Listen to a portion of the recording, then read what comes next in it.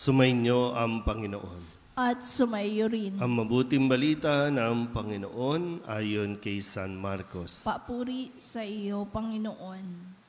Samantalang sila'y kumakain, dumampot ng tinapay sa Jesus, at matapos magpasalamat, sa Diyos ay kanyang pinaghati-hati at ibinigay sa mga alagad.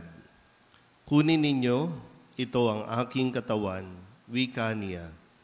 Hinawakan niya ang kalis at matapos magpasalamat ay binigay sa kanila. At uminom silang lahat. Sinabi niya, ito ang aking dugo ng tipan, ang dugong mabubuhos dahil sa marami.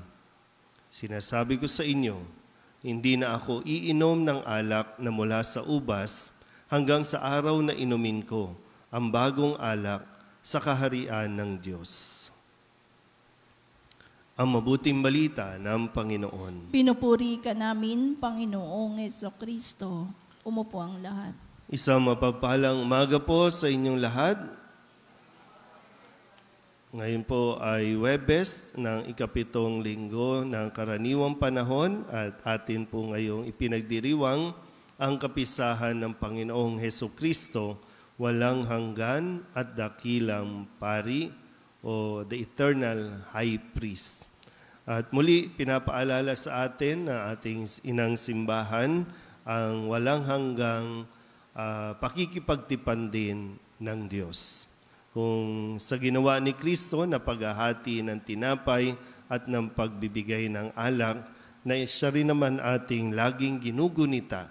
No, sabi nga po, no, ginugunita natin kung ano ang ginawa ni Jesus, na siya namang ibinilin ni Jesus sa kanyang mga alagad na lagi nating gawin.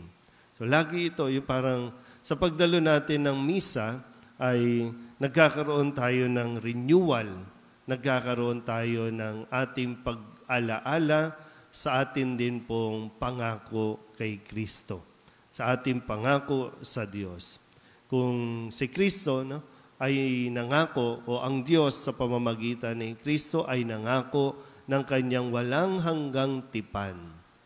Nung sinauna, sa pamamagitan ng mga nina Moises, sa pamamagitan ng mga propeta, sa kaguli-hulihan, sa pamamagitan ng kanyang anak.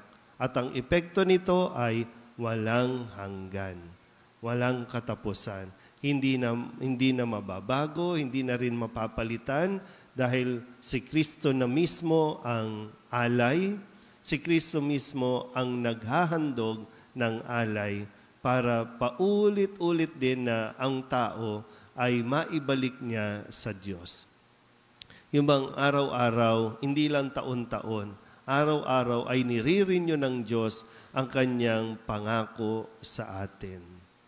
And speaking of pangako, kadalasan ito po yung pangako ng ginagawa ng mga tao, na kadalasan din ay pilit din namang pinuputol ng tao. Makakaasa tayo na ang pangakong binitawan ng Diyos para sa atin, walang sino man ang makakaputol o makakapagpabago nito.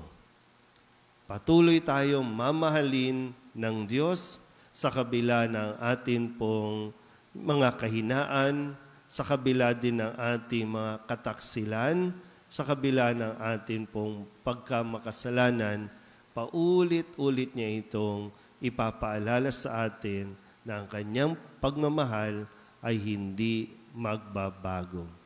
Magbago man ang tao, pero ang Diyos hindi magbabago sa kanyang pangako. Sa pamamagitan niya ng atin pong ginagawa na misa, o hindi man linggo-linggo, araw-araw tayong pinapangakuan ng Diyos. Amen?